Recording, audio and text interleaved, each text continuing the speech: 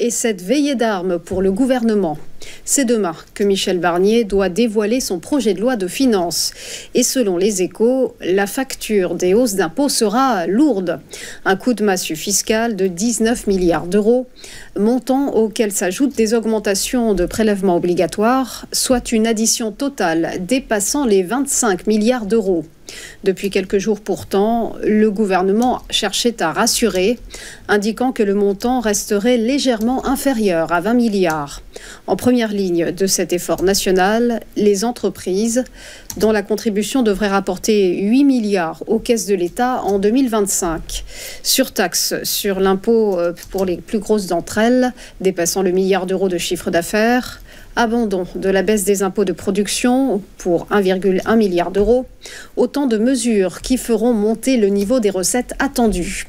Une réforme des allègements de cotisations employeurs serait également dans les tuyaux. La taxation des rachats d'actions devrait rapporter quant à elle 200 millions d'euros. Enfin, Bercy mise également sur le dividende exceptionnel payé par EDF pour 2 milliards.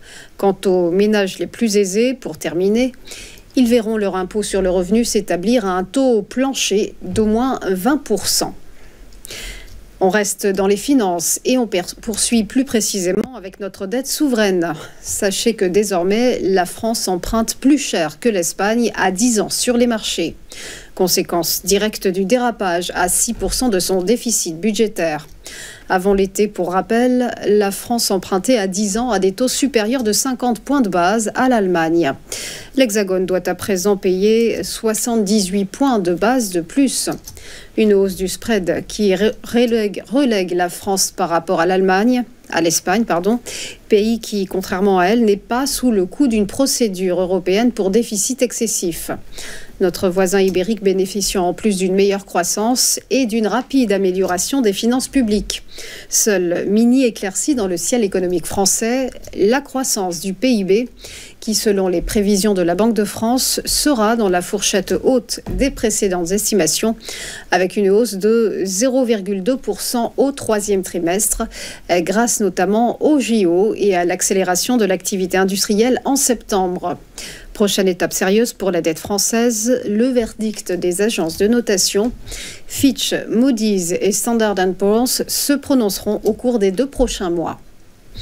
Et on termine avec une quasi-certitude. La BCE s'apprête bien à réduire son taux directeur de 25 points de base le 17 octobre. C'est en tout cas le résultat d'un sondage Reuters où plus de 90% des économistes anticipent une décrue plus rapide de l'inflation en zone euro. Il s'agit d'un changement notoire par rapport au mois dernier, où 12% des économistes seulement prévoyaient une baisse des taux en octobre. Depuis, les données encourageantes sur l'inflation, tombées, vous le savez, sous la barre des 2%, ont fait réviser le consensus. Ce qui a renforcé également l'optimisme de Christine Lagarde. La semaine dernière, la patronne de la Banque centrale européenne s'était montrée confiante. L'inflation reviendra à l'objectif en temps voulu. Nous en tiendrons compte lors de notre prochaine réunion d'octobre. À présent, les économistes prédisent 4 baisses de 25 points de base du taux directeur cette année, contre 3 anticipés précédemment. Le taux de dépôt s'établirait alors à 3,25% et une réduction ultérieure en décembre l'amènerait à 3% tout rond, conformément aux attentes du marché. On en vient au point bourse, le rappel de la clôture des marchés hier, avec des places européennes déprimées par l'absence de nouvelles mesures de relance en Chine. Le CAC 40 a perdu moins 0,72%, terminant à 7521 points. À Francfort, le DAX a fléchi de moins 0,17% à 19 070 points. À Londres, l'indice britannique, le FTSE, a nettement décliné, lesté par la chute des prix du pétrole en rendant moins 1,36% à 8190 points. De son côté, le MIB de Milan s'est effrité de 0,24%.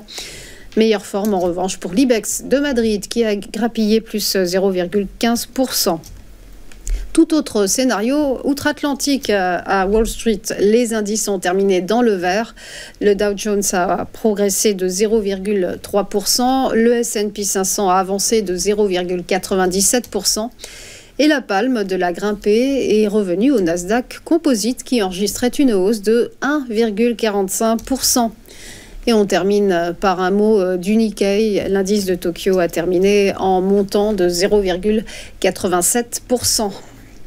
Voilà pour les news. On va marquer une première pause et se retrouver juste après pour ChronoCAC. À tout de suite.